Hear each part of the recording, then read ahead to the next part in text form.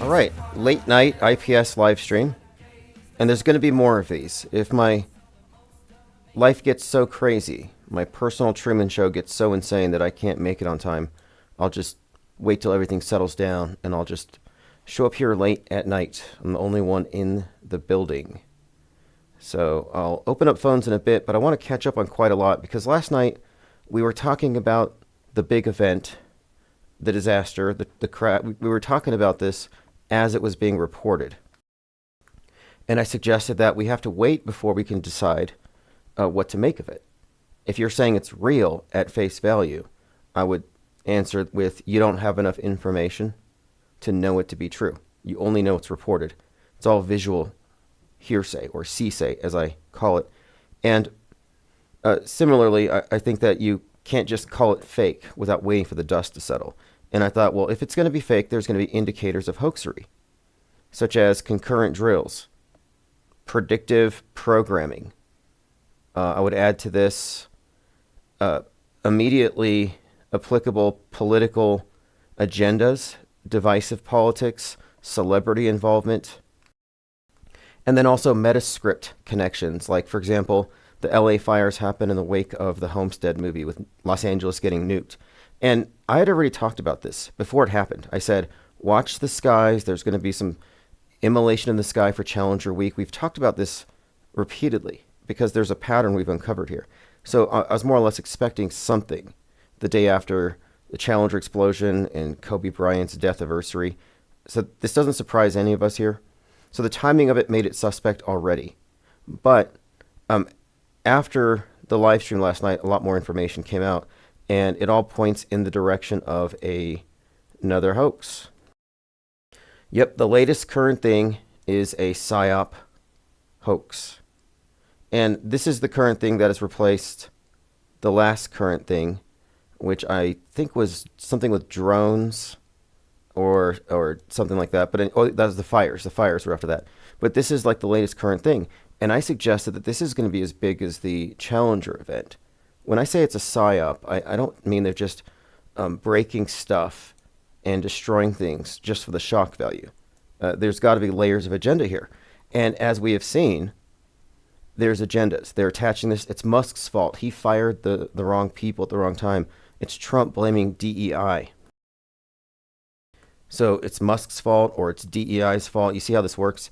And one of my axioms here, 47, is if any major suspected PSYOP has a perfectly divided bipartisan interpretation, like as in it's bifurcated, it's split, left wing has one interpretation, right has the other, and they both agree it happened, it's probably a hoax. If it's too perfect, as you'll see here.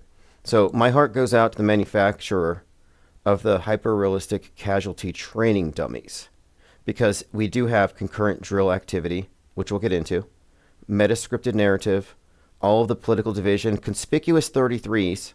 Let's not forget Runway 33, celebrity involvement. The day before the event, Tanya Harding shows up, the ice skater.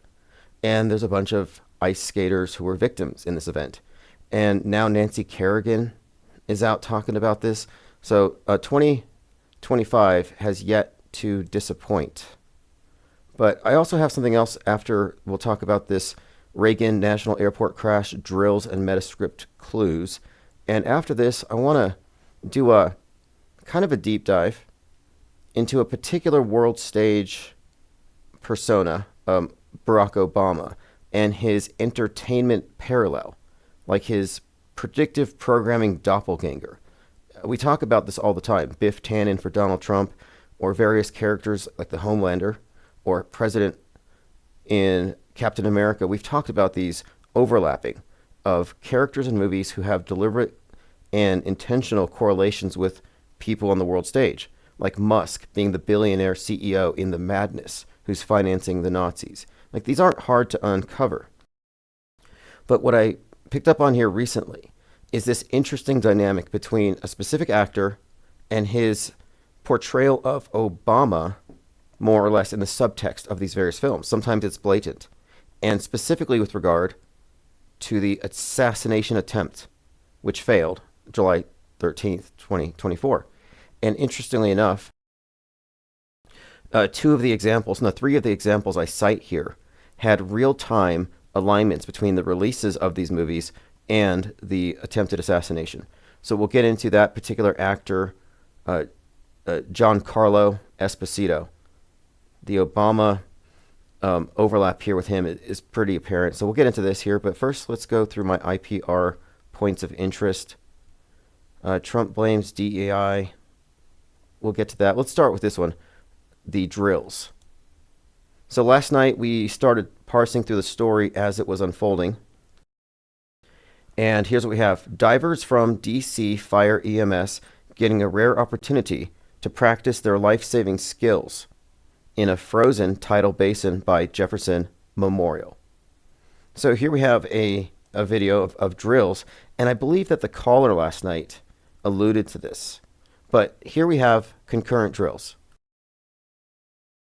So in addition to the timing of it, which had me looking at this thing as likely a psyop and a hoax and some kind of theatrical production in the theater of Psywar. This is another big scene. So first we have that. Then we have some other connections. For example, the drone intrigue, the drone hysteria from a month ago. Well, if you remember, there was a CEO of a drone company named John Ferguson, and he put out a video about his company Saxon Aerospace. Now, this is the guy whose video was referenced by Joe Rogan when Joe Rogan said, "Now I'm concerned about drones."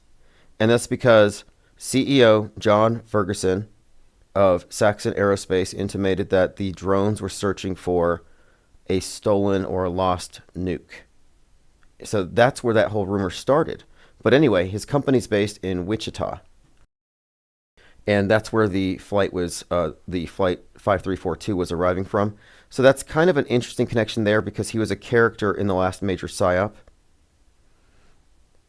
This is a quote from Channel 4. It has a audio from here we go. Fire command. The accident happened in the river. Both the helicopter and plane crashed into the river east of the approach end of runway 33. Again, predictable stuff. 33 appears to be hoax code, order out of chaos. It's a psyop. If you're an Illuminati insider, you know not to take this too seriously. You know it's just a game. Or if you listen to Infinite Plane Radio and you're responsive to the code that they throw out there. And it's not cherry picking. It's not epiphania. This is just pattern observation. We notice things, and it's kind of a joke here. Now you have this, a weird post by the Philadelphia Eagles with a helicopter. And it says, just dropped down to say go birds 126. So 126 Challenger explosion day. This is an interesting one here, but I think specifically the helicopter stands out because of its correlation with Kobe Bryant and with what just happened. Moreover, the connection here with Kansas also ties into the Kansas City Chiefs and the Philadelphia Eagles. As one Twitterer put it, and this is from Vincent Crypt 46, and I hate to promote him because I think he's a Q guy, but he says, so an American Eagle traveling from Kansas crashes in D.C., and then he references Chiefs and Eagles landing on runway 33. Well, Chiefs stands out here because of their logo. You know, KC, 11.3, 113, Directive 113, Pixar. Look at the 113 stuff all over mainstream movies. And as it relates to this conversation of a nuke hitting like Seattle specifically most of the time. But moreover, it's an arrowhead. And we've been talking about the introduction of, and it really since Taylor Swift's big tour. And then there's a documentary about the death of Princess Diana. And they were trying to launch the Artemis mission. And there was a crack in the rocket. And we were talking about the symbol here, because Artemis the Archer, Princess Diana, the goddess Diana being the Roman version of Greek Artemis, and how the cracked arrow correlates to Princess Diana's death at the 13th pillar, which is cracked. And of course, we're talking about this in the context of broken arrow being the kind of the theme that came out of this. And so what does broken arrow refer to? Well, it refers to a lost nuke. And there's been 32 incidents of, lost, missing, unaccounted for, or accidents. So there's been 32, and we've been waiting for broken arrow number 33. That's the one that's going to hit us, according to this interpretation based on movies and meta script clues. So anyway, seems to be something here. Let's get into the built-in political division. Trump fires head of TSA, Coast Guard, and guts key aviation safety advisory committee.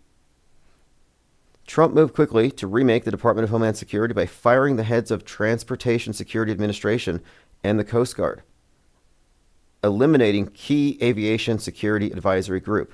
So this is a perfect narrative. FAA turned away qualified air traffic controllers based on race. Elon Musk bumped FAA chief from post 10 days before plane helicopter crash. So what you're seeing here is a disaster that can be plausibly blamed on these two. And then you listen to the other side, and there's rumors going around, unfounded. Oh, the pilot was a woman. I hear these things. Then Trump's here basically saying, Trump's kind of hilarious right now. They're like, are you going to go visit the scene? And he said, what? The water? Am I going to swim? Like, he was very sarcastic and dismissive of what really would have been a really good PR stunt, just showing up. But here he is invoking the specter of DEI. And the DEI thing, diversity, equity, inclusion, has been a thing as far as it's been attacked by the right wing ever since these Boeing disasters have been reported. And this came right in the wake of Leave the World Behind.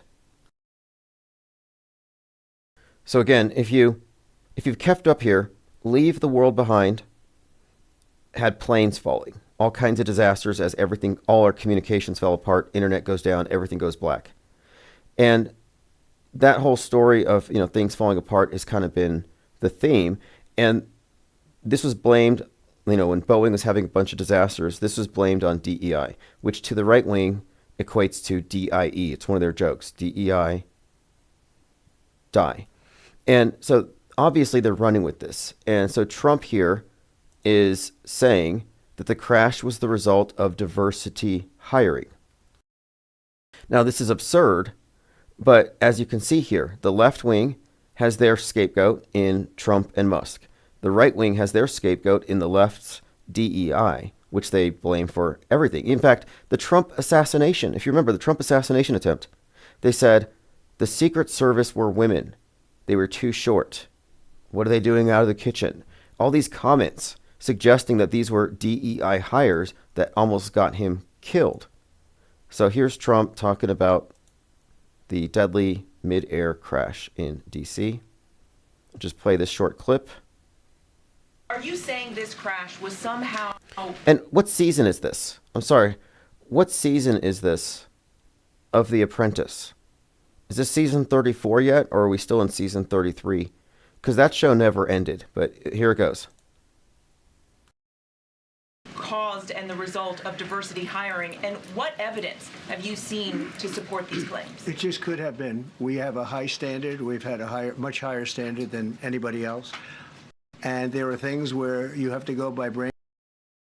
Well, it could have been. Okay. Now, moving on here. What I'm talking about is how, and this is my summary, this incident has the hallmarks of a psyop.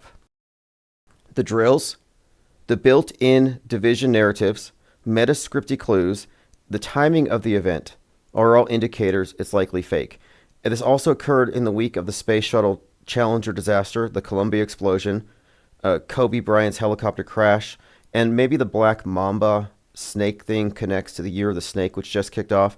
I'd even connect this to the 2221 Starship explosion, the sacrifice of the Falcon and Dragon's Fire, another SpaceX immolation of effigies, This seems to be a week reserved for real immolations.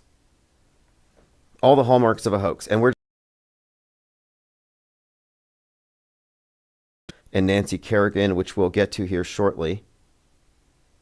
And this leads me to something else, because I went to go watch a Mark Wahlberg movie called Flight Risk, because I was predicting more or less. I said, well, this is the number one movie right now. And this is significant for a couple of reasons. But if it's the number one movie, then it's safe to say it has some significance in the bigger picture. It's an echo chamber. So you're watching the news, what's happening. You look at the movie posters, the trailers, and you can see, okay, there's some kind of mirroring effect here. Well, it's synchronized. It's not the simulation. It's not a matrix. It's propaganda at its finest. And it's so undetectable that people tend to mystify it, or they can't even see it, or they dismiss it. But these things aren't coincidental. Like I said with the homestead and the nuking of LA, and how they described what happened in LA in those terms, comparing it to Hiroshima. Trump did that. This is all, storytelling. But here, I'm watching this Mark Wahlberg movie called Flight Risk because, and I said before, this is being released now during this week when we have all these aerial immolations and explosions. And it's a movie that has something to do with, well, danger on an airplane. And so I checked it out today, and it turns out it's directed by Mel Gibson. And Mel Gibson's deep in this Metascript thing. We have him in The Patriot, pushing 9/11 clues. I mean, these individuals are deep in the propaganda, and there's no reason for this movie to come out at this time if it didn't have some significance. So on the very surface level, the whole drama inside of the plane, I think, ties into this. And I should also add, Mark Wahlberg did some kind of Boston hoaxathon movie, and the movie's realer than the news. But they have warning labels on the movie because, oh, it's so graphic, we're going to show you the news. And it's like, the stuff on the news is comical and phony. It's like low-budget horror compared to what they're really showing. It's an inverse of the reality. But I watched it, and the trailer for Captain America Brave New World was up. And it was, I guess it's scheduled for a February release. So I'm watching this trailer for Captain America Brave New World, and I see Giancarlo Esposito fighting the Red Hulk. So the Red Hulk is who the president becomes. Now this is all intriguing because it ties to 7/13. If you remember 7/13, Trump has his ear pierced by an AR-15. And the day before, Captain America released a trailer where Harrison Ford, the president, gets shot at while he's at the podium. They changed that trailer as a result. They had to change it because it so closely approximated what just happened. And the timing was impeccable. Well, I watched this trailer now, and it shows the president guy becoming the Red Hulk, which I think ties into Trump now as MAGA Unleashed. But he has this antagonist in the enemy called Sidewinder, played by Giancarlo Esposito. So this is where it gets interesting to me because I've been following this character, this actor, and the characters he's played, and how they correlate to this drama of Obama, or rather Trump getting shot, but suggests that Obama's behind it. That's kind of the story here. So for example, and this is a repeated dynamic, where he plays a mayor or a powerful individual working covertly to take down the character representing Trump. So here he is in The Homelander. He plays Edgar, the antagonist to Homelander. And the Homelander represents Trump, so much so that The Boys' finale assassination run was retitled because it so closely resembled the real-world attempt on Trump's life. So their season 4, episode 8, their finale was retitled. The Boys issued multiple statements condemning real-life violence after the assassination attempt on President Donald Trump, echoed plot points. And you look at the thumbnail, and it's got the Homelander with his bloody face. The Boys addresses season 4 finale plot in light of Trump assassination attempt. I went into detail on this on a deep dive about how this character Homelander represents Trump. And this is not something we've made up. This is just well established. So the interesting thing is his antagonist is this character, or this actor who plays Edgar. Next, Esposito plays the mayor in Megalopolis. And Megalopolis represents Magalopolis. Make Rome great again is the slogan in the movie. And he orchestrates, as mayor, he's the mayor, he orchestrates the failed assassination attempt of Caesar. And Caesar represents Trump. So here's the actor. Giancarlo connects Megalopolis to presidential race. He plays Mayor Franklin Cicero, the leader of New Rome. And of course, he's the opposer. He plays Cicero, mayor of New Rome, who opposes Caesar, Adam Driver, and his plan to build Megalopolis. And Megalopolis is Magalopolis, Magalon. But he specifically orchestrates the assassination attempt. The character who represents Trump has his right eye shot damaged, and then he has this miraculous recovery, unites the world. So this is all deep meta script, but again, the pattern here. He orchestrates the assassination attempt. He's the antagonist of the Trump character. 3. So he's in Brave New World, and he is playing this character called Sidewinder. So here's just a picture of Sidewinder and Red Hulk. And again, as I brought this up earlier, the trailer for Brave New World, Captain America, was altered because it too closely resembled the attempted assassination on Trump. And it featured a president surviving an assassination attempt, who then becomes the Red Hulk. So this indicates Trump and MAGA in power.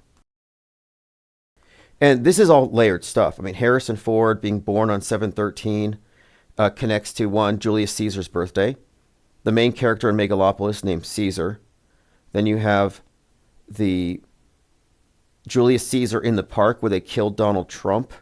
And so there's layers and layers here, but this dynamic is what I'm pointing out. Same actor. And I'm like, this guy seems to represent some kind of Obama. And I found out new stuff tonight that reiterates this. So Netflix had a show called A Man in Full. Now this one is a different actor. This actor is William Jackson Harper. He plays a Chicago mayor, but it's obviously based on Obama. And he orchestrates the downfall of the Trump-esque Charlie Croker, this real estate mogul who is going through court trials. It's got Melanie, it's got Ivanka, it's got Barron. It's based on the Trumps. Well, this Netflix show is. The original book came out in, I think, 1989 or something. I mean, way before Trump was in this present form. But they adapted it to be about Trump.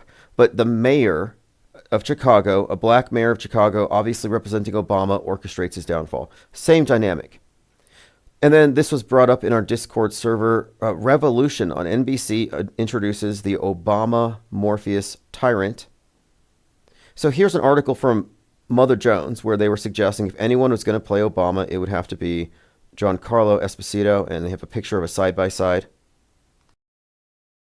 And this is an interesting thing they noted from a few years ago, but it then has this link to this TV show called Revolution on NBC. And the whole story is about this Obama-like tyrant in this blackout post-apocalypse scenario. So here I'm just pointing out here again is this actor has played this role, and there's been this consistent dynamic, even when he's not the specific actor there, of this antagonist to the Trump character as it relates to the head wound. And 3 of these have all come true relatively close to 7/13/2024. The Boys season finale, Megalopolis, the trailer for Captain America. These things all came out proximal to the shooting itself. So again, we're just looking at what I call the meta script, the big story that connects the news, the movies, the comics, the video games, this closed system. So this is a theme and pattern I have noticed. Let me go through the comments. I realize a lot of you have just been in here chatting and I haven't checked. But I went to go see this movie, Flight Risk, because I figured the timing of it, and look, the timing of it is a disaster with an airplane. And what's more about that particular movie, well, at least what I found out was that this actor is in this Captain America, and I had no idea. But the fact that he'd be the antagonist to the president who just survived an assassination attempt, I mean, it's just, this is all just, it's like I said, it's a pattern. All right, Roxy W, Verk, June, Flozik, LAC, Tunax, Flat Earth Revolution, Jungle Jim, Salty Siren, Jennifer Reeves, thanks for joining. Charming Anarchist said, Canadian state French radio reports Russian and American figure skaters were among the passengers. Yes, yes, and there's something to that. Because Tanya Harding had popped out. Salty Siren says Margot Robbie again with a Tanya Harding ice skating movie. See, I didn't know that. That's even more intriguing. So Tanya Harding makes an appearance before this event, which connects to the ice skaters. And then today I saw Nancy Kerrigan. And the whole story with them was Tanya Harding, takes her leg out. Gondola Wish says, recall Ivanka introduced everyone to the Brave New World back in 2020.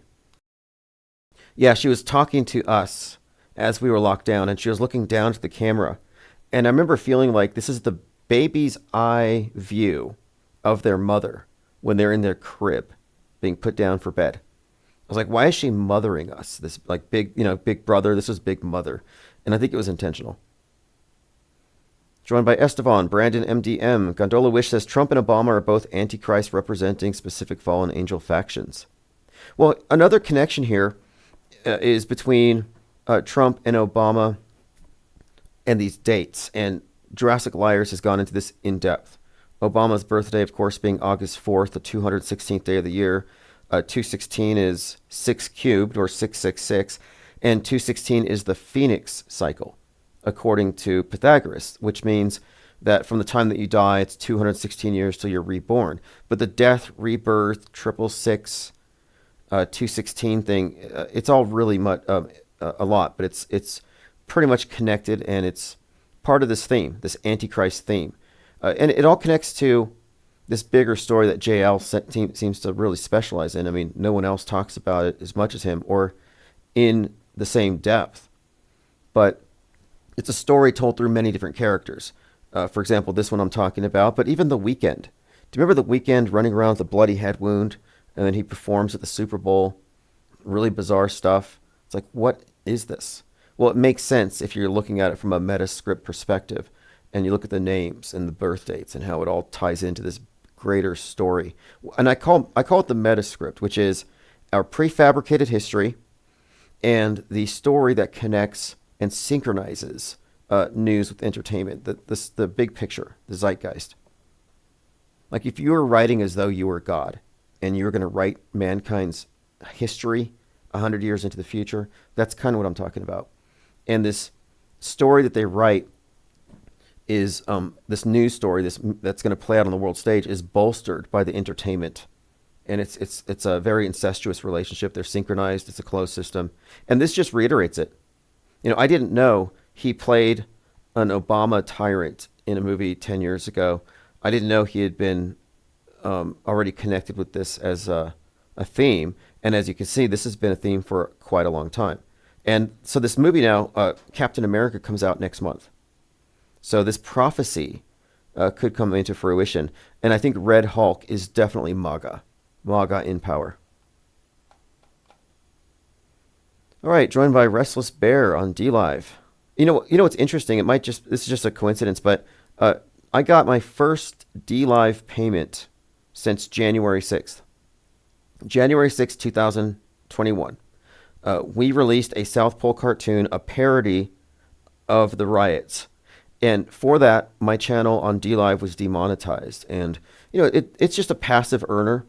It was always on 24/7. And, a couple $100 a week. It financed really the South Pole cartoon series.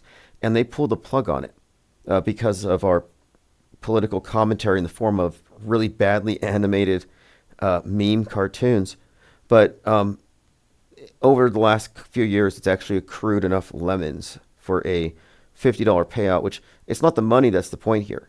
The point is, it's just like, it's interesting to me that has been shut down for so long, and it's just kind of like turning back on just as I start talking about bringing back South Pole, this animated series, now that we have access to things like text to video, generative animation. This stuff is just so advanced that there's no reason we shouldn't be back in the game of creating entertaining. But here's something we did with South Pole. It's not just to be entertaining.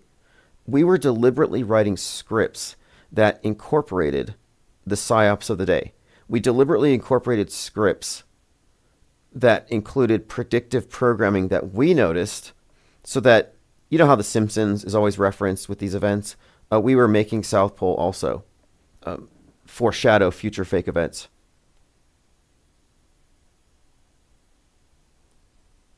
Let's see here. Gondola Wish says Obama represents the V side, recall Star Trek V hand symbol, and Trump represents the Orion group. Okay, I have not heard about these factions. I just assume they're all hashtag same team. I mean, if they weren't, then they would be calling out each other's psyops. Obama would say, you faked it. But they don't. They don't call out each other's psyops because they're on the same team. Eric Stevens says Honeypot Live. Yep, that's true. If you comment here, you're among the small group of escaped Trumans. You're in this Truman Show asylum. You got out. And if you've deprogrammed yourself enough to auto-hoax everything in the mainstream news, even the stuff that regular conspiracy theorists are afraid to do, you're in a very small group, and you can bet that you're being gang-stalked by Big Mother. Maybe just an AI bot. Maybe it's not a real person, but I mean, you are being noticed. There's no way we're not being noticed. Look how much time and attention they put to discrediting flat earthers. And you notice they put zero time or effort into discrediting the Mandela effect or chemtrails or 5G tower phobia. Why all the attention to the flat earthers? Makes no sense. Or maybe it does. We're missing something. Maybe they know something. And you know what they know? It's not that they know the earth is flat. What the flat earthers know is that the news lies at a deeper level than just confabulation and rhetoric. They know that they lie at the level of special effects and deep fakery and entire simulations. That's what makes them so disruptive to the system. So I encourage flat earthers. I hear people disparaging them. Jaron's mad at flat earthers, and I understand. You don't want to be associated with low information disbelief or fanatics or people who are very much attached to dogmas. However, as a demographic, there's never been a more formidable group of freethinkers and disruptive freethinkers than the so-called flat earthers. And they're not even flat earthers. I mean, that's such a misnomer. They spent all that money going to Antarctica to burn a straw man. They could have spent that money more intelligently. If I had the money of that preacher, Pastor Duffy, if I had that budget to go to Antarctica with McToon and Jaron and the vapor, Witsit Spitsit, I would instead spend the money to hire 5 of the best, I guess, video editors I could find at any college campus, just people who specialize in video editing, who are up to speed on all the latest technology, special effects majors, people who are in film. I would get some of the best, and I would just pay them to pour over hundreds of hours of ISS content from its inception to the present day. And I would have professional opinions, like, what are we looking at here? When they're on the spacewalks, where the video shows objects disappearing into the darkness just a few hundred yards away. But the photography, you can see crystal clear. You can see the Earth. What's the difference? Well, it looks to me like they're doing it underwater, and that would be evidence of light loss. But I want to get professional opinions for a lot of these things. And one thing that they have steadfastly avoided has been the discussion of special effects. I've been saying that special effects, it's the elephant in the ISS, and nobody's going to talk about it except us. They'll talk about the shape of the Earth all day, and that's a losing game anyway. You're inside their model. They're defending their model. It's a hyperstition. It's an echo chamber. It's a self-reinforcing lie. You can't discredit it from within, meaning you need more information to do so. So it's a losing proposition to think that you're going to have a flat versus globe debate and you're going to win. And I would argue that globe earthers are just as bad as flat earthers in terms of having a model that you've conclusively attached yourself to. I don't think we're at that stage where we can say conclusively that we know. I mean, what's at the edge of the universe? All I know is that it's flat, seemingly infinite.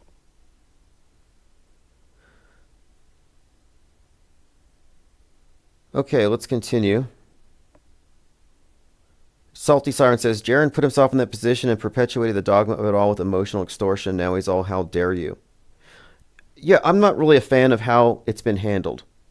Because a lot of people, you're assuming them to be wrong, or you're chastising them for it. But the real way to get through to people who are wrong is by explaining why they're wrong, in basic terms, in clear terms. Attacking them personally or making them feel guilty for not following you out of loyalty is the wrong answer. And I don't have any loyalty to any of these individuals. And the more I look at them, the shadier they look. So I dismissed it. I'm sorry they wasted their money.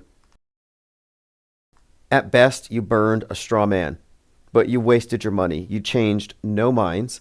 And in fact, you educated now tons of so-called flat earthers about virtual sets created by these surround LED screens, stuff that people maybe didn't know about. You have to know what kind of special effects they have recourse to in order to properly diagnose a fake as such and not fall for some kind of a trick. That's why I've been covering some of these hyper-realistic casualty simulation dolls, because they talk and they bleed and they breathe. And if you don't know that, well, you could be fooled by a fake dead person. And as we say here, fake dead people's lives don't matter. And I actually had somebody argue with me about this point. This person was saying, you shouldn't say fake dead people's lives don't matter, or fake dead kids don't matter. I'm like, well, show me which fake dead people do matter, and then we'll talk. Yeah, runway 33, nothing to see here. Gondola Wish said the crash had 67 fatalities. That makes 13, and it happened on runway 33. You cannot make this stuff up. Actually, you can, and they do. They make it all up. Every time I hear Alex Jones say it, you cannot make this stuff up. It's like, what do you mean? It's all fabrication. Truman B3000 says it's flat. We checked. I didn't see any curve in Antarctica. I didn't see any. I don't even care about the final experiment. It was a straw man because nobody believes, well, some people probably still do. Dean Odell, Mark Sargent. There's probably like 5 people who still believe in a dome pizza dish with a single circle. Eric Dubay, probably. We don't have enough information. You can go with what you like. You can be agnostic. I think you're being reasonable if you remain agnostic and say, I don't know. Like, why do you have to know right now? It's like, what religion are you? I don't have one. Why not? You must believe. Well, I need more time. Like, how about this? I'll decide before I die, but I'm not going to take sides in this issue. Like, I'm shape ambivalent. I'm kind of like at this point, my level of trust is so low that the entire concept of space travel to me is just cartoon and science fiction. And until we understand what that is, we're in no position to impose upon the surface we're on some kind of finite shape. Eric Stevens says, auto believers' opinions don't matter. No, they don't. Their opinions are discredited. And this also includes alternative media. Facts matter. Beliefs don't. And this is a culture of disbelief. I mean, we are disbelievers here. We foment disbelief. We're informed disbelievers. Believers hate that. And I saw this quote where someone had said, you have to believe in something. You can't auto-hoax all the time. And I'm like, what do you mean you have to believe in something? Make me. And unfortunately, that's how things generally work. They make you believe. They make you believe in their make-believe. And I'm like, no, I'm a non-believer. I'm a what is it? An apostate, a media apostate. Walking Water GJ Jesus Ziza says, did you see the big uproar about UFC fighter Bryce Mitchell saying he thought Hitler was a great man? He didn't know Hitler's made-up character by Walt Disney. Yes. See, with allies like that, who needs enemies? If you're going to say you're a flat earther, you're hanging out with all these Nazis like Eric Dubay and Bryce Mitchell who have fallen for what I call critical Jew theory. It's just alternative woke. Left wing, critical race theory, blame whitey for everything, systemic racism. Far right fringe, it's critical Jew theory. They blame Jews for everything. I'm not surprised. These individuals are incoherent and they're compartmentalized. Their opinions don't matter. But it's actually something I've noticed before, that they take a lot of these what you would consider to be right-wing conspiracy opinions, and they hand them to UFC fighters. Like, I don't think Bryce Mitchell is anything other than a script reader. I don't think he arrived at this conclusion. I think he's coached. These are actors. And I think it's because they want to associate conspiracy theories, anti-Semitism with toxic masculinity. And UFC fighters are paragons of toxic masculinity. That's how they present. That's probably not the truth. Like, these are characters. I mean, yes, they fight for real, they bleed and all that, but their commentary is 100% their mouthpieces for the PSYOP entertainment complex. Always have been. Gondola Wish says, have you ever explored any of the older Twilight Zone episodes for the thematic content? 5 characters in search of an exit is particularly interesting. I'll take a look. Chris Kelly says, are you saying Hitler wasn't an actual man? There are some people, they call him hippie Hitler. They believe that Hitler was a woman. I wouldn't say that. I think that's ridiculous, in fact. Some people think that Hitler was a construct played by Walt Disney. I think it's funny. I think there's some eerie parallels, but in all likelihood, these world leaders do exist. But they are puppets. They are puppets of the PSYOP entertainment complex, the script writers that run the world stage. This isn't new. I think you can make the case that Napoleon Bonaparte his whole story was a personification of the sun and its annual journey with his 12 generals, like the 12 months. And if you look at it as allegory, well, it doesn't mean that Napoleon Bonaparte didn't exist. It means that he was portraying a historic role, basically a glorified crisis actor. And it's Napoleon Bonaparte who's credited with the statement that history is lies agreed upon. I mean, how true is that? Because mass media is lies agreed upon. A great percentage of our mass media is fake. And over time, what becomes of all the fake news? Days become weeks, become months, become years, become decades, becomes history. Our history is bogus. It's just as fake as the news. And it's not just fake in the way of people manipulating opinion with rhetoric. It's not just bias. We're talking about simulation. Like, we do live in a Truman Show. To the extent that you internalize the mainstream mediated version of things, you are a Truman. A false man, in fact.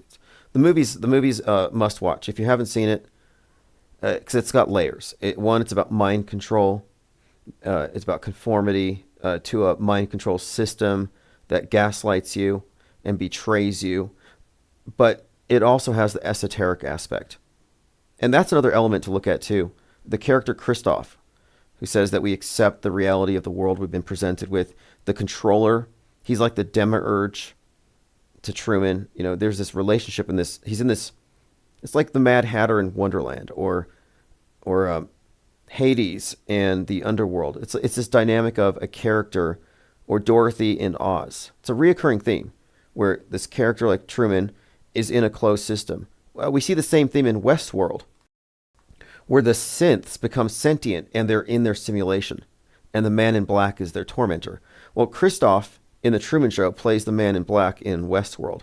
He plays the engineer in Snowpiercer, which is the movie about the train. It's like a closed system. He's the engineer, and it's this kind of a nightmare scenario. But my point is, this same actor, and I'm talking about these actors because they play the same recurring roles. He always seems to be in this capacity of the limiter, the oppressor to overcome. That would be, I guess, is that Ed Harris? Anyway, mild tangent. I'm just talking about the internalized Truman Show in your head. And I've stepped out of it seeing it for what it is. Okay, let's continue. Truth Hurt says, it seems it wouldn't be as much fun if they were on the same team, same goals, but there seems like there's a lot of infighting. My explanation for this infighting is it's the perpetual war that this wouldn't work if they were honest, this control system. So they have to lie. I call it the lie world order. It's built on this division, what we would call the political horseshoe theory has been implemented as a model for organizing society. And everything is perfectly split down the middle. And the horseshoe theory is that the fringes resemble one another, but they never touch. It's not a full circle. So you compare Antifa to Proud Boys, woke to the critical Jew theory, these extremes of conspiracy theorists on the left and right, and you find that these are, in fact, evidences of this political horseshoe. And the purpose of the political horseshoe is that if you see through the fake news or you're seeing through it, you understand on some fundamental level that you're being lied to bigly, and you start to wander away, you get drafted back into the war, fighting the other side, attempting to wake up the people in the middle. The people in the middle who aren't on the fringes. This is why red pillers are trying to, or the truthers are trying to red pill people, wake them up. The truthers are all about the Great Awakening. Wake up everybody. Q drops, red pills, take a hit off the Q pipe. It's to wake you up. And then on the other side, they're woke. Well, why are they woke? They're woke because normies are asleep. So both sides contend that they're awake and the normies are asleep, and they're trying to wake the sleepers to their side of the political horseshoe. But I'm getting back to that original question. Yeah, I do think that Adolf Hitler and Donald Trump and other characters on the world stage exist as much as any actors exist. And again, this is just, we're living through, I think, episode 34 now of The Apprentice. Eric Stevens says, have you heard the rumor Eric Dubay is living in Thailand for the Hitler strength meth, or did I make that up? My only criticism of Eric Dubay is that he attached ethno-nationalism to the flat earth topic. He's the, I guess not leader, but he's looked at as the authority on the subject. And he couldn't get onto Joe Rogan because of all this Hitler love. And I was always really suspicious of this whole agenda here. So he releases this video where he basically says that continents need to be segregated. And I'm like, well, then go to Europe. Why are you in Thailand? Like, he should have been in Europe making children. But no. So I thought, this guy's not legitimate. He's just like Nick Fuentes. Nick Fuentes is a huge Poe. He's telling people, have a bunch of babies, white babies, get all the non-whites out of government. And yet he's 30 years old and he's never he's never kissed a girl. And he's giving dating advice. So anyway, these are called POEs, parodies of extremism. They don't really believe what they say. That's on the right. The left doesn't have POEs. I maintain this. The left wing doesn't need parodies of extremism. There are plenty of extremists on the left who literally believe it. They are 100% psychopathic for the media. I was like I said, I went to go see a movie. It was at the mall. And I passed by this kiosk where they're selling t-shirts. And they had Luigi Mangione t-shirts, the CEO shooter. But it was Luigi, the video game character, holding an AK-47. And I'm like, that's weird. They just kind of stole this video game character, gave him a gun, and they called it Luigi Mangione. I mean, it wasn't a great design. I almost bought one. I should have bought it, honestly. I'd be wearing it right now. I'd probably have a lot of friends if I wore that and I walked by the college campus. I guarantee. Because what I'm saying is, they're not poeing it. They're not faking it. The left doesn't have to fake crazy. They're just waiting for an excuse to burn stuff. The right is just fed up. They're just so overfed on hopium and popcorn and Q drops and just nonstop promises, future faking. This Great Awakening crap, they're nullified. They can't fight. They won't do anything. January 6th was a huge hoax. Now, who was this? Someone walked into the room with a bucket full of blue titanium wrenches. Oh, Harmon Walker. Thank you for that. Crystal Driscoll, plain decoded NDB, Sync Lloyd, Rome, Diana Southard, nothing major. CMG's 510, Old School Days, Max Carter have all received the coveted blue wrench. You're in the club. Yeah, make sure you have your gifts turned on. I will be uploading videos specifically for members. I've made some changes to the channel, and it turned out to be the right choice. I moved my business model away from subscription, and I'm finding outside ways to finance this, specifically art, other things as well. But I'm going to be releasing our tabloid. I have like 3 issues ready to go, but I'm going to be releasing the Insider starting before the end of February. I have found the means to do it. I had a attempted launch early in the fall, but the shipping fees just made it impossible. But it's not going to be impossible this time. Lane Dion says, Bill Burr, very popular comedian, said free Luigi on recent Kimmel to audience applause. See, that's disgusting. Like, who are these psychopaths? Whenever I see something on the news, some tragedy, they're like, oh, look, 60 people died on a plane. I'm like, wait a minute. Don't we want to make sure that the plane wasn't full of CEOs? Could have been 60 CEOs. Maybe we should be celebrating.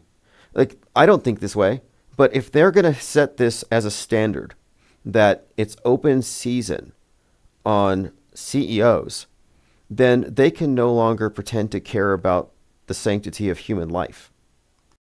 They're psychopaths. So I was like, no, you don't really care about, like, and you look at them, they really don't. The ones who believe that these school shootings are real, they don't care about the fake dead kids. They just see a pile of bodies to grandstand upon and promote their agendas. All right, let's go through my notes. So we've been talking about concurrent drills, Metascript fishiness connected to the Reagan National Airport crash. I went to go see a movie about a disaster in a plane called Flight Risk, and the trailer for Captain America Brave New World had Red Hulk from the president who represented Trump in this fictional format, so Red MAGA, MAGA in control. And I noticed that the actor Giancarlo Esposito was the villain opposing Red MAGA. And so I kind of delved into the Metascript connections between this actor who frequently represents Obama in the context of the Trump head wound, which we saw happen last year. Yeah, Adam Cook, the tabloid. So the whole thing is, I mean, this isn't new to me. I've made multiple stabs at this with various levels, various degrees of success, but I've found a way to make it happen, and things have only become easier. I mean, with AI and everything else. And also the site that I use to construct it has a template specifically for this tabloid format. So it's high definition laser print, and everything we talk about, all of our mind maps, all this content needs to be put into a printable format. But this tabloid will serve the function of the hot sheets, if you've seen Men in Black, where in Men in Black, they get their news from the hot sheets, which are the tabloids. That's where you find the truth. And I thought I could make that real, where we have a tabloid and it literally tells you the truth. It's not fiction. It demystifies media, but it's coming from our perspective. It's basically a publication that I think is going to set the standard for parallel media, or at least define itself as such. We have to have a separate media in print, in audio, and everything that is separate from alternative media. We're not lining up behind Bryce Mitchell. We're not lining up behind Stu Peters or Candace Owens. Like, we're not behind these people who are obviously part of establishment media playing the heel. It's important that we quarantine, because it's not our beliefs that are different. It's our operating system. Their operating system is you put your nose to the screen and believe everything, download everything into your head. Ours is socially distance yourself from the screen and pause before you accept anything as real. Don't assume that the screen is evidence by itself. But yeah, the tabloid, you'll get news about that when it's ready. It's one of these things where I'm not frustrated by it, but that's just the nature of small business. It's just some things are difficult to get off the ground. But I have worked out a situation, a plan, a business plan, and it's going to be distributed likely through eBay for anything going overseas because they have the best shipping rates, and they make it easy to. It's just really the best, I think, platform for sending things anywhere, eBay and Amazon. And I may reactivate my Fulfillment by Amazon account where I can send stacks of these and then Amazon distributes them. Okay, let's continue. Nick T says, I'm attending a lunch featuring a zealous flat earther on Sunday. The problem with the flat earther is the same problem as the moon landing believer and the glober. They've built a model in their head, they live in it, and they're going to ignore anything that doesn't fit within it. And that's not the scientific method. That's not skepticism. And it can become a trap if it becomes dogma. And people lose their integrity. They become dishonest. Look at people like Eric Dubay and Nathan Oakley. I mean, JLB's recent videos were highly critical in a very good way of these individuals who have moved the goalpost without explaining their rationale for doing so. Like, that's intellectually dishonest.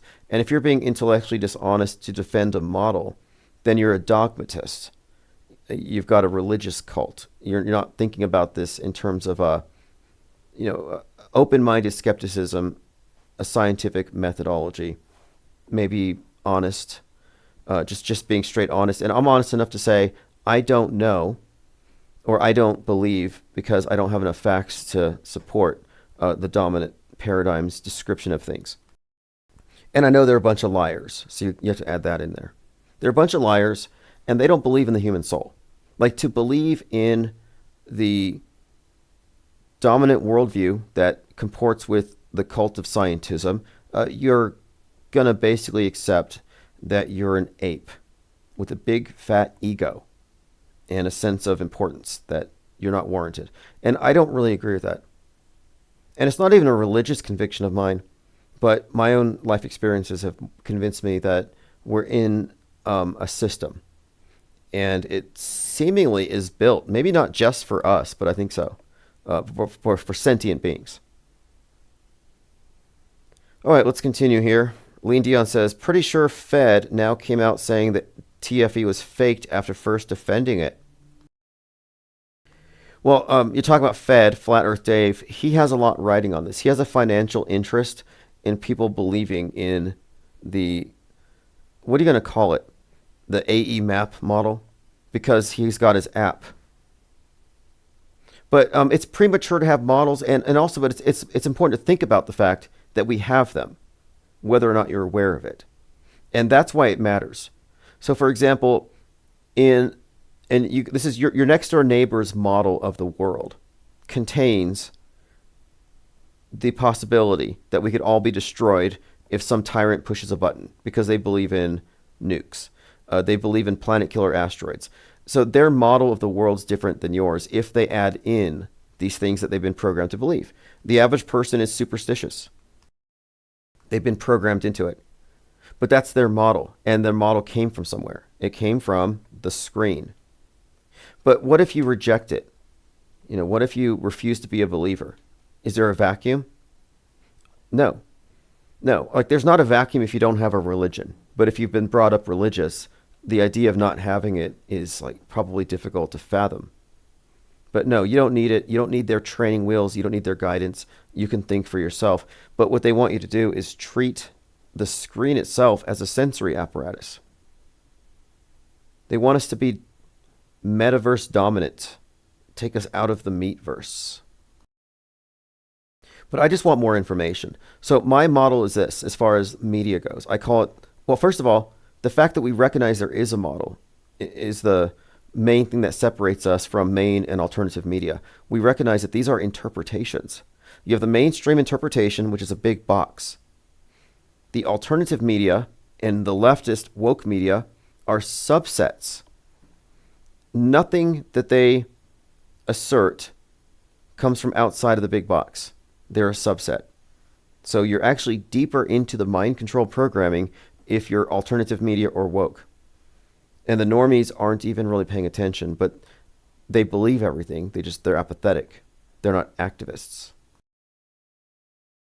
Harmon Walker, thanks again. Into the break. Friendly Ghost, Travis Cloud, Meowry, Cleodessa, Citizen, Z, Elsa J, Enslaved by Truth, Alpha Effer, Don Kane have all received blue titanium wrenches. Lean Dion says, one lucky, meaningless ape spinning through an infinite void forever. Yeah, another part of this, because I think that this place is more human-centric.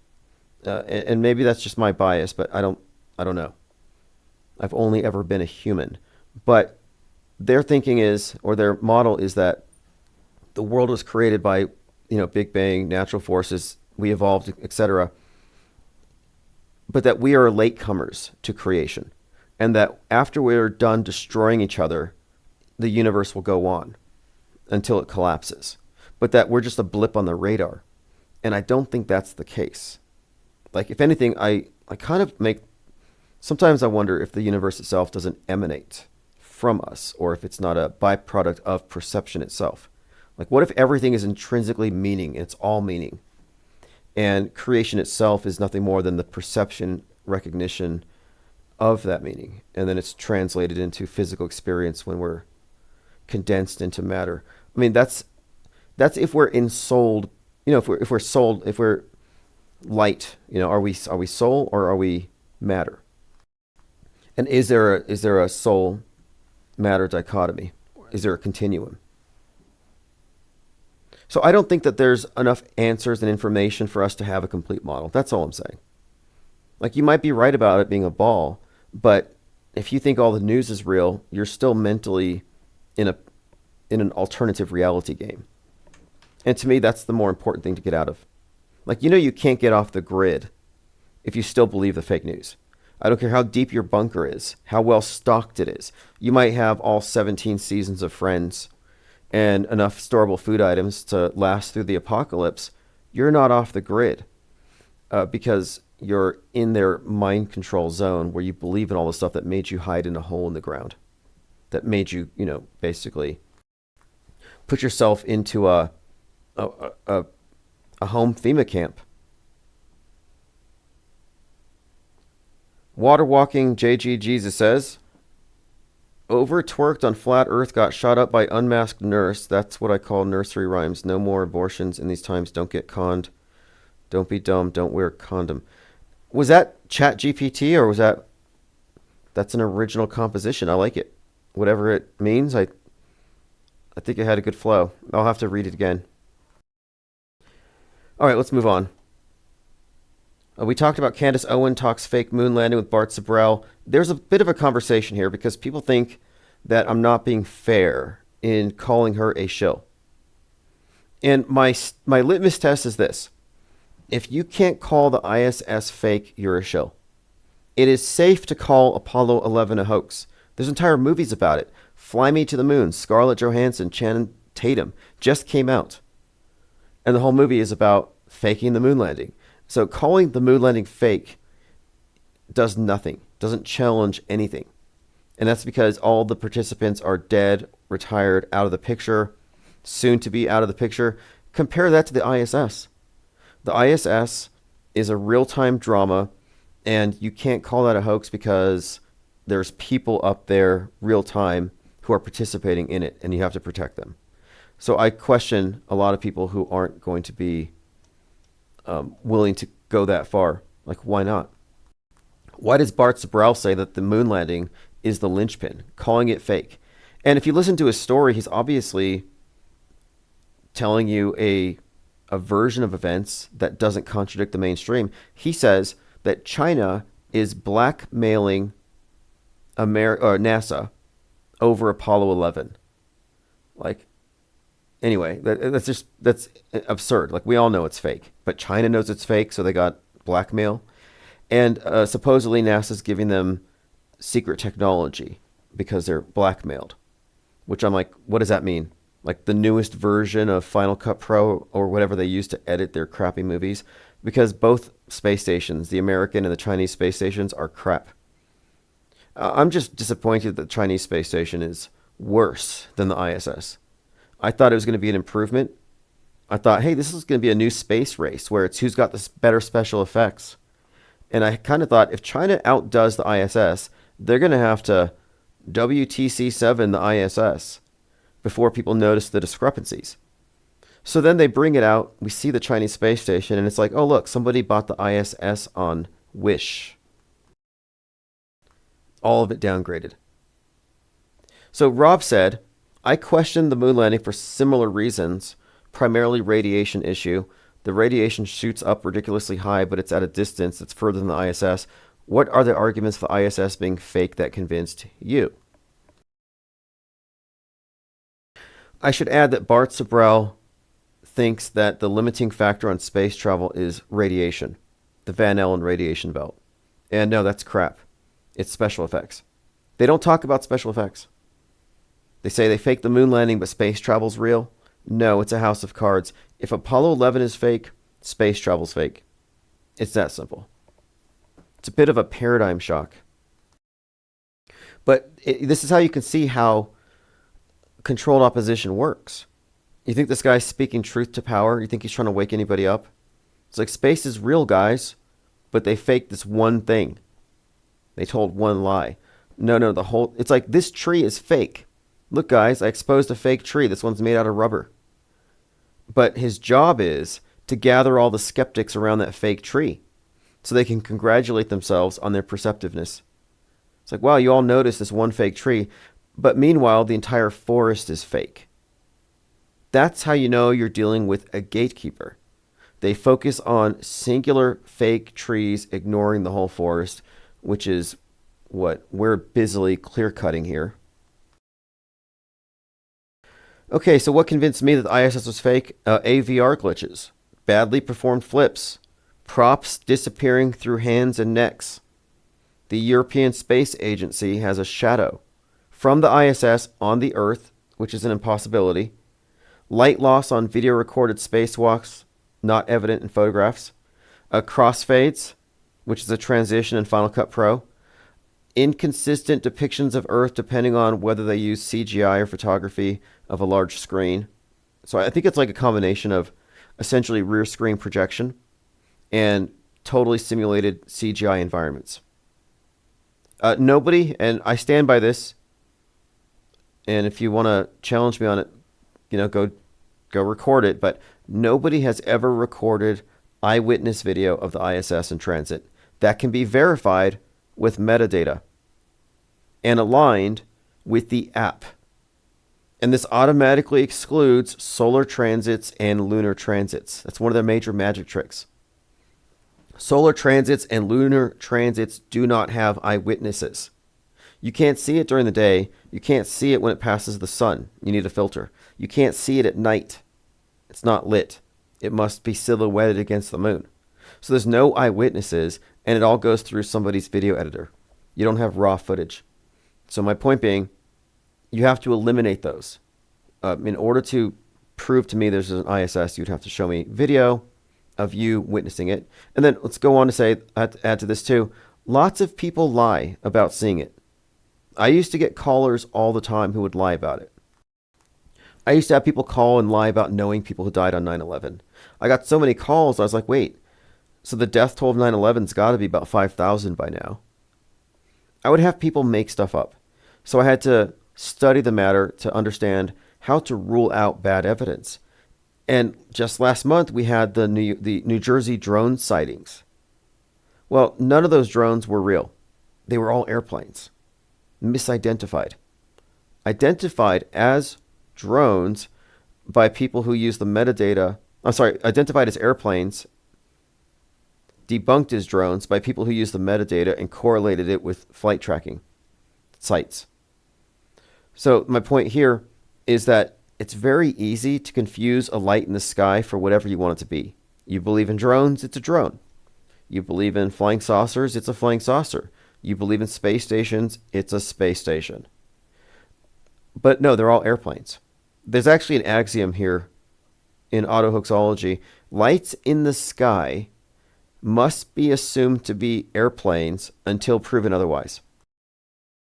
It's an airplane unless you hear it and it's a helicopter. But otherwise, it's an airplane. Unless you can prove it otherwise. This New Jersey thing kind of reinforces the idea that people are bad eyewitnesses. So when people say, oh, I saw a light in the sky, trust me, bro. I'm like, I don't trust you. It could have been a drone.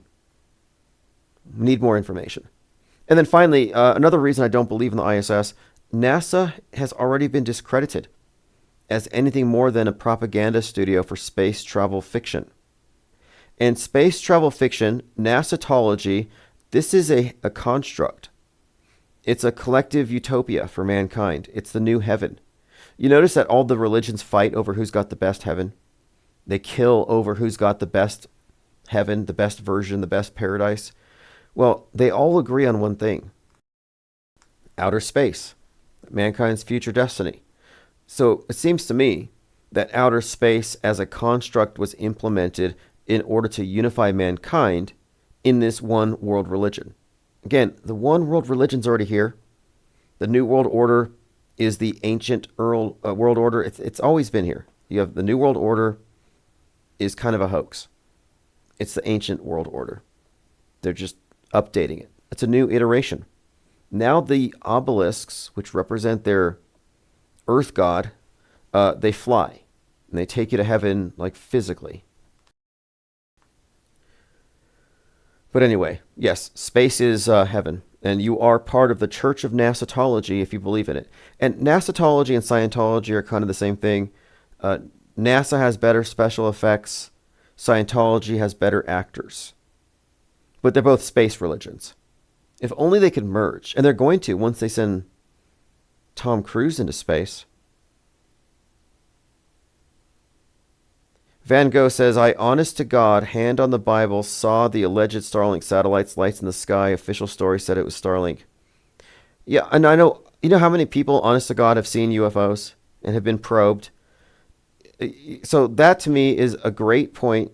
Like, you probably saw it, sure. Maybe it lined up the story. Like, sure. It's a data point.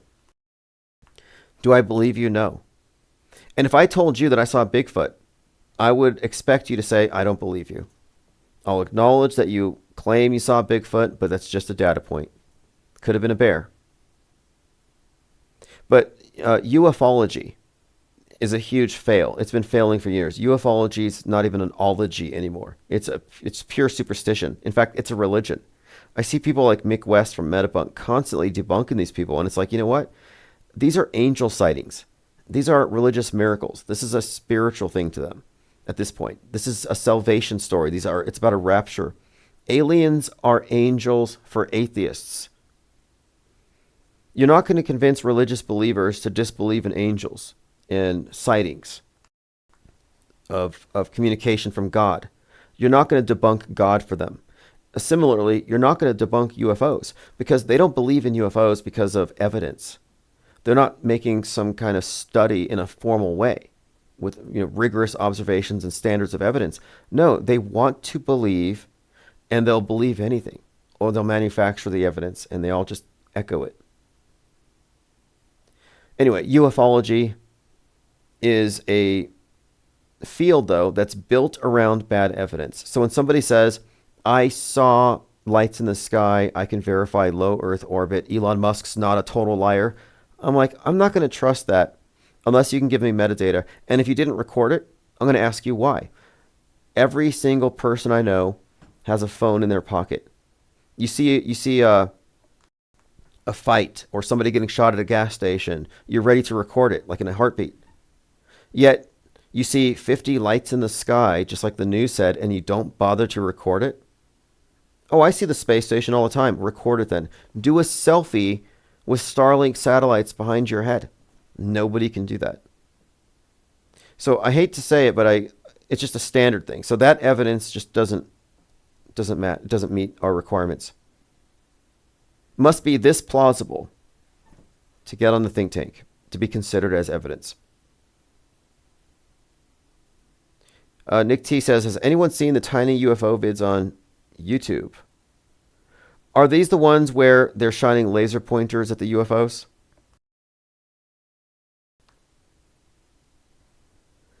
Van Gogh says, I don't remember the date. It was wintertime, Granite Falls, probably 2 or 3 years ago. Yeah, the reason why I have to reject it is the same reason why I initially said there are no drones. It's all hysteria. And I was right. There are no UFOs. Nobody, or there's no flying saucers. It's all been fake. So it's a standard of evidence thing. So it's almost rude to assert something without supplying your, like, expecting us to do the homework. It's like, no, the burden of proof is on you, so I'm going to push it back. It's an extraordinary claim.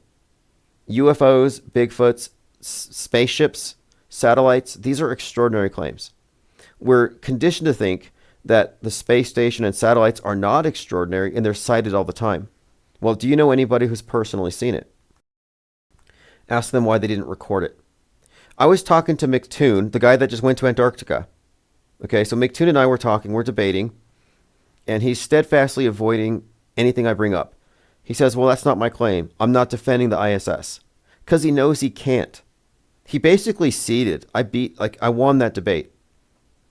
I really think I did. Because he said to me, I don't know why you don't believe in the ISS. You could just go outside with the app and look at it right now.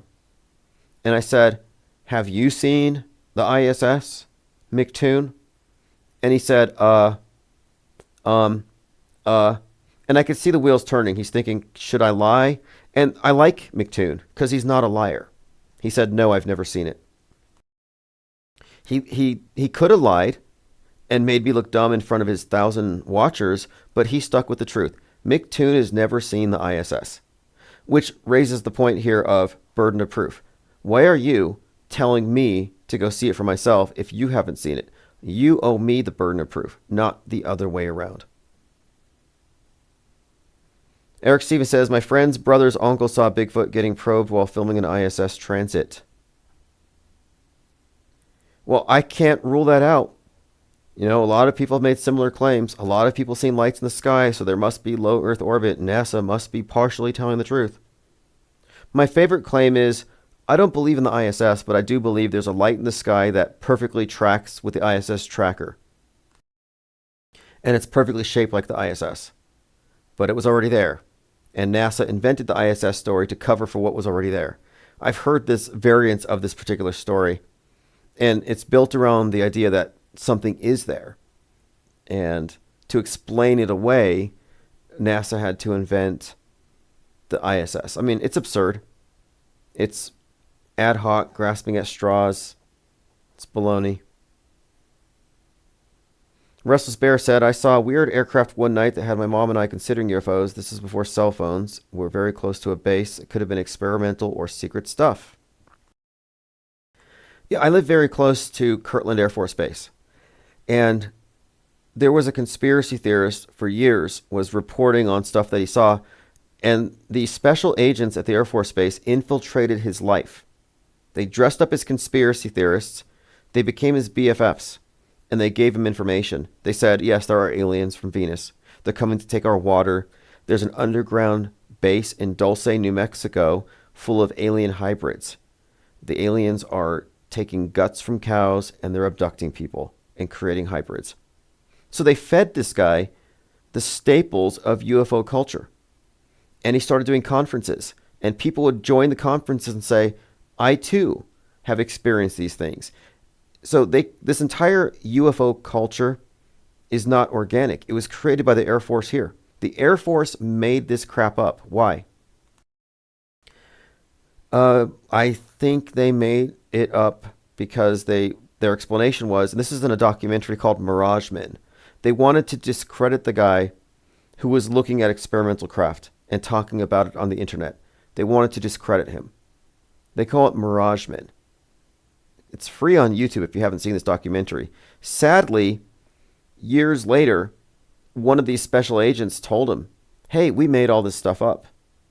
And he said, you're just telling me that now because I've grown too big. You're just trying to suppress the truth. So he went to his grave believing all these lies. Or he was incapable of backtracking. But the thing that really strikes me here is that these liars came into his life, influenced him. He spread these stories, and other people made up their own stories and brought them to the table at the conferences. And the reason why they set up conferences is to find out who was paying attention to secret experimental craft, who had photos, who talked about it. It was a honeypot. If you went to the hotel, guess what? They had your name, your number, your address, and your driver's license. Sometimes I wonder if the Flat Earth conferences weren't just honeypots to find out who was thinking too much about the stuff and what they knew. I kind of think that was the case, especially when you look at how many feds and peds and cops and confidential informants and other shady characters were behind the organization, staffing, and pretty much all of the conferences. They were the organizers and the speakers. Very shady. I call them conference earthers. Conference earthers. They could care less about the shape of the earth. They just want to get everybody in a big, musty old conference room for some reason. Very unattractive places, too. Like, let's get all these people and put them into a old hotel and then mix them in with a bunch of other conspiracy claptrap and not talk about solutions, not talk about going to Antarctica, but instead talk about how to woo celebrities to their cause. So instead of preparing to go to Antarctica, flat earthers were worshiping Logan Paul. They had Logan Paul on the stage, and you should have seen them. There's a video, and I'm not going to find it, but if you care to, there's a video of Deep Inside the Rabbit's Hole, or Flat Earth Dave, Fed. There's a video of Fed and Jaron before the Flat Earth conference where Logan Paul spoke, before they knew he was trolling. And they're talking about Logan Paul because Dearth brought him into the circle. They said, oh, he's doing a documentary. He's going to Antarctica. He's going to change the flat earth. They put all their hope in the guy. And they were talking about his biceps. I don't know why. They were like, I don't know, like they were fawning over him. I'm like, why are these two guys fawning over this Disney Frankenstein who laughs at dead people hanging in trees and tasers dead rats to amuse his 20 million followers who are mostly minors? But it was a disgusting scene, is what I'm saying. The whole Flat Earth conference. And it got worse. It got worse because then they colluded with Jimmy Kimmel to infiltrate the conference and make everybody look dumb. And the height of that was Jake Bird, who's supposedly a comedian, ended up groping some woman, and the conference organizer tried to stop her from calling the cops. So then the cop who was at the conference doing security, they introduced him to me so he could watch me. He had to tell the organizer, you can't stop this woman from filing a police report. At which point the organizer ran away from the conference, never to be heard from again, from what I know. I think he ended up doing crypto somewhere. He got repurposed. He failed the Flat Earth PSYOP and they made him do crypto. Like, oh, you're going to do 5 years of shitcoin for screwing that up. I mean, they couldn't play the episode on Jimmy Kimmel. They had to delay. Oh, gross. Yeah, that's right. That's right, Lean Dion. Don't even want to get into it. Dave Murph P. All these cures, I mean, you thought horse paste and ivermectin, it gets worse. It gets terrible. For some reason, all the Flat Earth leadership at the same time were endorsing, I guess it was for life extension, but they were recycling bodily fluids. I mean, on camera. I thought this had to be a hazing. You have all these people like, try it. And they're all just drinking on camera. Sick. All right, let's continue. We're getting sidetracked here. Van Gogh says, I sold an NFT to Logan Paul for 10 ETH. I think it was 20K at the time, worthless now. Well, I have to admit that I do support the Pauls. I drink their energy drinks on occasion. But, Logan Paul, Jake Paul, these individuals are just opportunists, and they saw the Flat Earth conference as an opportunity to troll. And to be honest, I thought Logan Paul's movie was funny. I thought the troll was funny. It was very deep, probably underappreciated as a prank. But people wanted to pretend it didn't happen, just kind of sweep it under the rug. No, I think it was a very valuable experience because you can see how groups can be manipulated. Instead of running for the exit points, hey, NASA's lying, the world's not what they say, let's go see what's at the edge of the world. Instead, they're like, let's follow this Disney creation because he's got clout. He's got 20 million followers. And I saw a lot of these conference earthers obsessing over celebrities all the time. If it's a celebrity, if it's been in a Hollywood film, we must genuflect. Then they brought Owen Benjamin to host a conference. To his credit, though, he was a flat earther, might still be. But he had a bunch of baggage that was used by Daily Beast and others, namely the Nazi stuff, but to be honest, he was quite at home with people like Nathan Thompson and Eric Dubay and pretty much everyone else there. All right, let's continue this conversation. We're talking about Bart Sibrel and Candace Owens talking about the fake moon landing, but never really challenging the system. Dawn says Candace is discrediting herself. We should all know by now the criminal government lies about everything. One day I decided to finally research the topic, and I did. Long story short, we did go to the moon. Oh, by the way, the we didn't go to the moon psyop was started at NASA, according to Richard Hoagland. I'm more inclined to think that NASA would have been behind the Flat Earth Conference movement in order to discredit criticism of NASA and special effects. I mean, I'm not... Well, I don't know. I hate calling people shills. I'm not really above it. I mean, if somebody's a shill, they're a shill. And in my opinion, and given how vitriolic he's been, I feel like I'm justified in saying this. I shouldn't feel bad. I think Jaron works for NASA. I don't think Witsit Gets It does. I don't think he could. But I think Jaron works for NASA. Now, I don't know if I don't think it's a matter of compromise. I think he's like undercover. I don't know if he's buddies with people like Don Petit, but the fact that he supplied not just ISS transits to the flat Earth community, but he did the Netflix thing where he debunked the flat Earth, and then he does this Antarctica thing. I think it's just NASA. There's no way you can do an ISS transit without being connected to the intelligence agencies, because that would require you to be playing ball with their model and using their specific CGI image of the ISS that you're going to animate across the moon. It's an animation.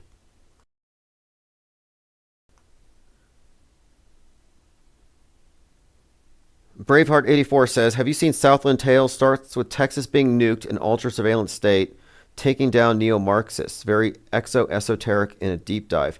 You know what? I just checked it out the other day. Southland Tales, same director as Donnie Darko.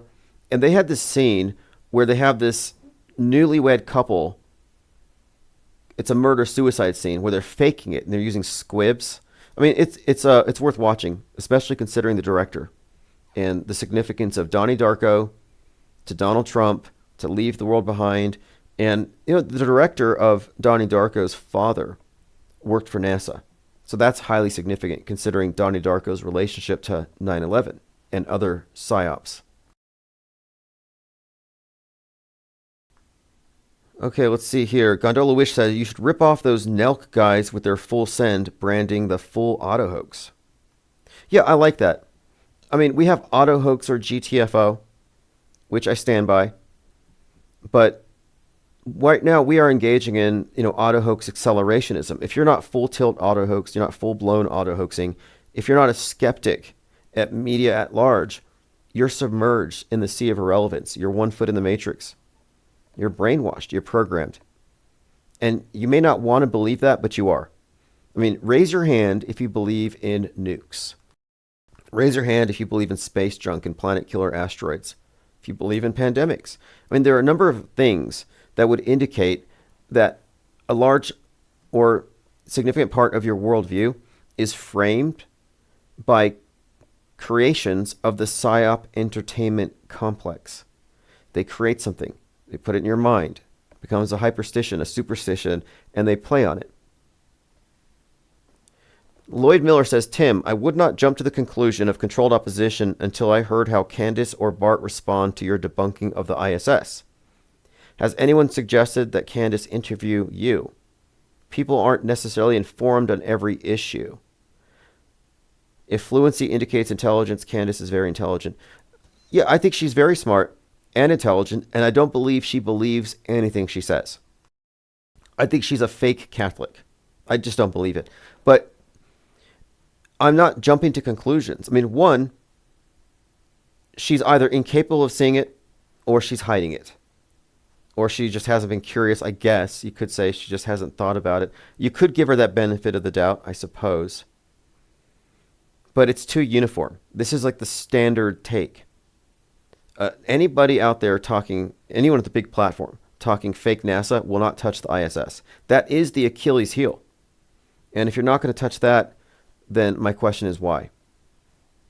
And right now, it's weak. I call it the Achilles heel because the special effects are so crappy compared to what we see on Netflix, compared to what we see regular people doing now with just consumer level editing technology, that it's at its weakest point. And at some point they're going to bring, in fact, Elon Musk is being paid hundreds of millions of dollars to bring down the ISS. He's going to destroy it. That's covering up a crime scene. Once they bring that down, we don't have it to criticize. And the way it is right now, with the funny hair stuff and their stupid flip attempts, their bad CGI, it has to stay that way because they can't just abruptly change it without drawing too much attention to the fakery. They experienced this when they introduced augmented virtual reality objects, where they're interfacing and interacting with objects that aren't really there. And they're bad at it. They're terrible at it. So they're not going to just abruptly upgrade the special effects in the space station. And so while it's up there in its present form, it's an antique, it's a jalopy, it's anachronistic, it's outdated. Now we have to hit it. And if you're not attacking that, you're working for the other side. One other point here. Candace Owens' husband, her producer was over there at Flat Antarctica Fest, where they were burning the straw man thing. If he was a part of the final experiment, I don't know. I'm just getting gatekeeper vibes. A funny thing happened on the way to Antarctica. I would also jump to the conclusion of controlled opposition because she was part of the White Lives Matter provocation. And this is all scripted stuff. Like, I don't operate on the premise that anybody in alternative media is rogue or a free thinker or trying to wake people up. No, this is Truman Show reinforcement. So what happens is Truman starts leaving the Truman Show, and then he finds all these people who say, we agree with you, Truman. You're right. Everything is fake. Now go back home and listen to your wife. So you have these gatekeepers. They prevent you from exiting the show by giving you some little bit of validation, making you think that you're fighting the system. But if you're fighting the info war, you're fighting a losing battle because it's designed to be unwinnable. War Games. Remember the movie with Ferris Bueller? Matthew Broderick. Strange game. The only winning move is not to play. That's my attitude towards this. And these are players in the game. Inverted Reality says, 2 shills poisoning the well. Got to love our LARP reality. Why don't they invite Joe Rogan and maybe Alex Jones for more drama? You know who was just mad today? Mark Schwartz says, is this guy AI? Yes, I am AI. David Icke is mad because Joe Rogan had some kooky guest on talking about reptilians. And Ike's like, I've been talking about reptilians for years. And I never got my Joe Rogan invite. He's pretty mad about it. His fault, though. He kind of let up on the reptilian thing. He should have doubled down. You know, back when David Icke took a lot of flack, he changed it from reptilians to shadow people to deep state. He doesn't even talk about reptiles anymore. If he had stuck to that, it would be a different place. Yeah, if you want to call in, I suppose I could open up phones.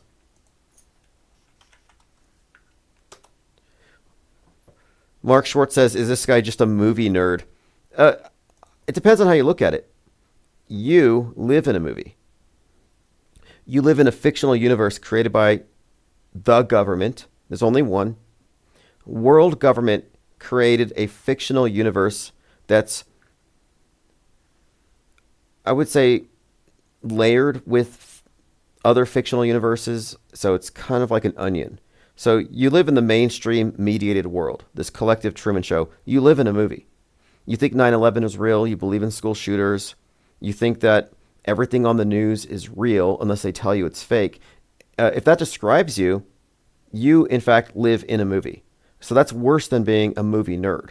I'm just paying attention to the propaganda, which you misidentify as movies. These aren't movies. It's all propaganda. It's all worldview warfare. It's actually Psywar. The power elite are waging Psywar on every individual. They've given every person mind aids. What is mind aids?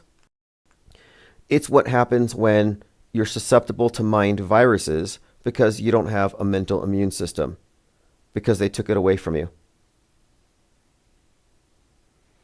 They discouraged it. They shamed you out of using it. Yeah, phones are open, 505-510-4226. Braveheart84 says, In the Mouth of Madness. Yeah, In the Mouth of Madness is a great John Carpenter. He's done 2 documentaries. He's done They Live and In the Mouth of Madness. These describe our reality to a T. If you want to know how the media works, how mind control works, mass media mind control, you watch They Live. If you want to understand worldview monopoly, watch In the Mouth of Madness, where one author's books, Sutter Kane, become so influential. They outsell the Bible.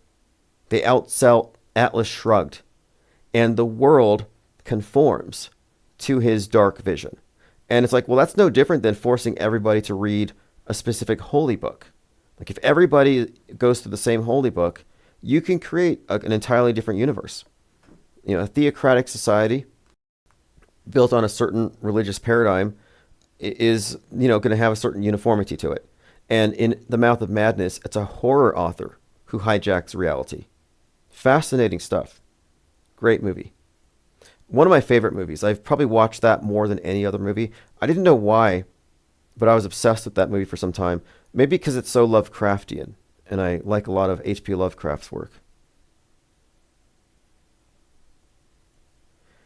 All right, let's continue here. Phones are open if somebody wants to call in and talk to your AI host.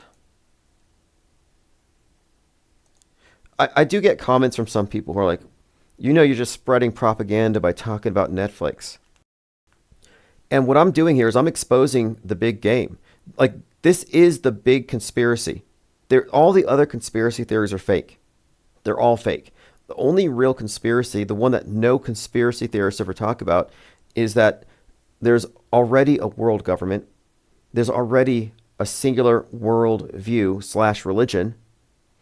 And that all of the mainstream entertainment, to some extent, is co-opted and turned towards this specific worldview monopoly's interests. It's all of it. It's uniform. And we've identified many directors who are a part of this ongoing conspiracy.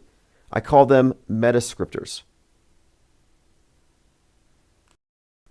And this is the thing. This is not reality, is one of the catchphrases from In the Mouth of Madness. That's exactly the point. And in the Mouth of Madness, he finds out he's in a movie. And at the end, he's hilariously wearing this insane asylum garb in a movie theater, eating popcorn, laughing at himself on a movie screen. I mean, the movie's profound, but it never made total sense to me until I started to recognize the intrinsic synchronization between entertainment and news, to where we can call it out real time, and we often do. And we're not psychic, we're not prophets. We're just appraised of how this thing works in terms of fake news has consequences because it never gets corrected. It becomes history. Our history is manipulated, it is bent. If you haven't seen Newsbenders, so you have required watching here. You have to watch Newsbenders, a 30-minute play about a journalist who gets hired. Well, he gets recruited by this World News Service, this secret group that has members in every major media company, and their job is writing the news 5 years in advance. And well, how do you do this? Well, you have to have actors. You have to have simulations, performed like almost like a reality TV show. Mark says that movie's like a bad acid trip. Yes. It really kind of is. There's one scene in particular where he's the main character played by, is it Neil? Sam Neill or Neil? I think that's, let me bring up that movie. And this actor is worth looking at as well because of the various roles that he has been in. In The Mouth of Madness stars Sam Neill. Here's Jurassic Park and a few others. But this is before CGI ruined a lot of great effects because they needed this possessed woman. And they actually hired a contortionist to do this creepy scene where she like spider crawls out of a car. Another movie with the same actor, Daybreakers, must watch. It came out in 2009 and projected 10 years into the future that it all began with a bat, is its catchphrase. A vampire bat infects the world goes into this basically new world because everybody's infected, vampires take over. But it has a lot of connections to 2020. Very interesting parallels. But specifically, it all started with a bat and the whole bat soup thing. Water Walking says Prince of Darkness is good too. You're supposed to watch them all together. Mouth of Madness, They Live, and Prince of Darkness. Okay. I will definitely. Mark Schwartz says news all changed when it went from a public service to actually needing ratings to make money for commercials. It has evolved. It's become something entirely different. Like, news is no longer there to inform you, for one. It's always been there to conform you to their prefabricated agenda. That's always been the case. But now it's based on clicks. And this is not just the mainstream. The mainstream has always been, if it bleeds, it leads. Alternative independent media is just as bad as mainstream. It's all clickbait. It's all engagement bait. I mean, and it's incentivized. If you have 5 million followers on Twitter and you see some little account with 500 followers and this little account posts a picture of chemtrails, you could take that and post it on your channel and say, what do you see? Just some vague statement to provoke people to say, I see a chemtrail. And so now you got 5 million people engaging with some asinine tweet that you stole, but you're making money. That's your electric bill. That's your car payment. Meanwhile, these small channels are just being harvested. Like that is what is happening. X is a very rigged system. If you're going to make money off X, you got to be a player. I think you have to be an alt media player. And you have to be willing to steal. Like, you got to be a content thief. It's very cutthroat. They're all content thieves. And I'm not. The reason why I don't believe in, I don't even steal memes anymore. I used to. I believe in giving credit. Even if it's just a sentence somebody says and they post a link, I want to credit the source because we are building out a network of perceivers. So I talk about how we're non-believers, but that's because we're perceivers instead of believers. Big difference here. And I want all those who are objectively paying attention, who are noticing things, to be on the same sheet. And people need to be able to cite their sources. But what you see on X is no attempt at building real community. No, they kill their sources. They silence their sources. They use these. They don't even acknowledge their sources. It's bad. Water Walking says Prince of Darkness is about how they activate the NPC and hive mind. Well, that's what In the Mouth of Madness also contains. All the people who read these books, go crazy. And you know what's interesting here about the term madness? It's about books causing people to go crazy. And that's not an outlandish idea. Look at Bibles. Look at Qurans. Look at cult literature. Look at extremist ideology tracts and manifestos. No, books do make people go crazy. And In the Mouth of Madness, the title, though, reminds me of the more recent The Madness on Netflix. #1 show about a billionaire Elon Musk-like type who's financing right-wing Nazis to radicalize right-wingers into violence. And they call this The Madness. The madness is disease X. It's the mind virus that causes people to get violent. And that's what In the Mouth of Madness is about. The people who read these books become axe murderers. And again, it's like, this is not really fiction. Just replace Sutter Kane's book with any kind of holy book, and you can find the same. It's almost a parody of religion in a way. And this is another point too. Mainstream media is the dominant religion globally, like the whole world, whatever you want to call it. The dominant world religion is actually, in fact, the paradigm, the worldview that we all share. It's the biggest box. And of course, it's chaotic. It's a cacophony. It's Babylon.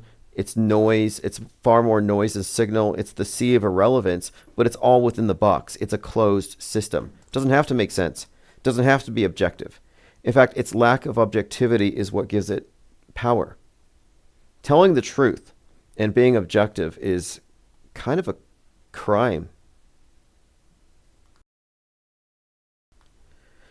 Good morning, Tim in chat, says Marcel. Thank you for joining. So again, I just wanted to point out that I'm trying to start an earlier live stream, like 7 p.m., 6 p.m.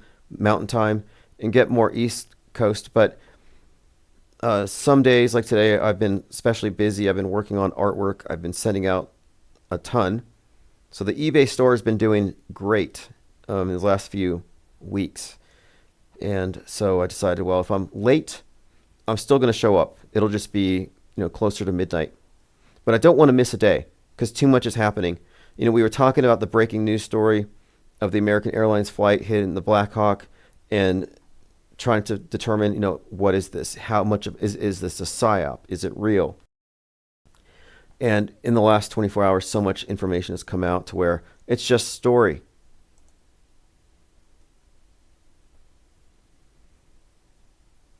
All right, let's see what else we have going on. There's like a million tweets that I've bookmarked. I'm just going to have a special live stream where I go through comments and tweets. But this has been the IPS Late Night Deprogram for January 30th, 2025. I will send archives out. So if you go to ips.monster, which is just short for infiniteplainsociety.com, you can get your archives there. I put the videos there, and it also has a listing of all the different podcasts, like Spotify, for example, that hosts Infinite Plane Radio. Water Walking says, Alan Wake is a great video game that's also about how everything this guy writes a book about comes true when people start reading it. Fascinating. Interesting topics. And we'll continue this tomorrow. This is Dawn of the New Day, One-Eye Jack's latest track. And if you haven't seen the video, I'll put a link in the chat. You have to see it, Dawn of the New Day, One-Eye Jack. And this is using some of the new text to video generation.